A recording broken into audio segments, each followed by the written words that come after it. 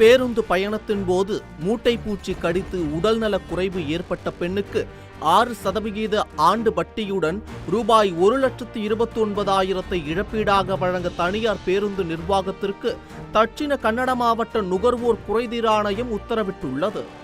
August 16, 2022 ஆண்டு அன்று தீபிகா என்பவர் மங்களூருவில் இருந்து பெங்களூருக்கு இயக்கப்படும் தனியார் பேருந்தில் பயணித்த போது இந்த சம்பவம் நடந்தது. ஆன்லைன் செயலி மூலமாக மங்களூரு மற்றும் பெங்களூரு இடையிலான தனது பயணத்தை தனியார் பேருந்தில் படுக்கை வசதியுடன் கூடிய இருக்கையை முன்பதிவு செய்திருந்தார். இவர் பயணம் மேற்கொண்ட போது மூட்டை பூச்சிகள் கடித்ததாக புகார் தெரிவித்துள்ளார்.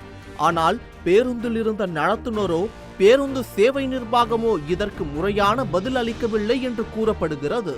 இதைத் தொடர்ந்து பூச்சி கடித்ததால் தன்னால் தொலைக்காட்சி நிகழ்ச்சியில் கலந்து கொள்ள முடியாமல் போனதுடன் மருத்துவமனை செலவு, மன உளைச்சல் ஆகியவற்றை எதிர்கொண்டதாக கூறி தீபிகா மங்களூர் நுகர்வோர் நீதிமன்றத்தில் வழக்கு தொடர்ந்தார்.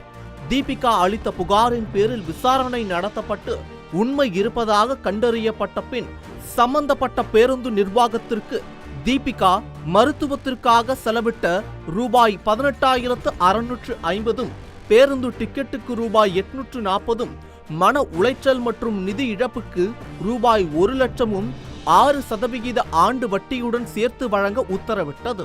இது தவிர வழக்கு செலவாக ரூபாய் 10,000 தீபிகாவுக்கு வழங்க வேண்டும் என்றும் உத்தரவு பிறப்பித்தது.